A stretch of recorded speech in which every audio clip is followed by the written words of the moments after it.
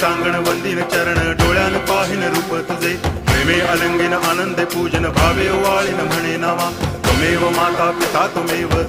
बंधुश्च सखा त्वमेव विद्या करुणं त्वमेव सर्वं मम देव कायेन वाचा मनसेन्द्रियैर्वा बुद्ध्यात्मना वा प्रकृति स्वभावात् करोमि यद्यत् सकलं परस्मै नारायणायति समर्पयामि अच्युतं केशवं रामनारायणं कृष्णदामोदरं वासुदेवं हरि गिरिधरं माधवं गोपिकावल्लभं जानकीनायकं रामचन्द्रं भजे हरे राम राम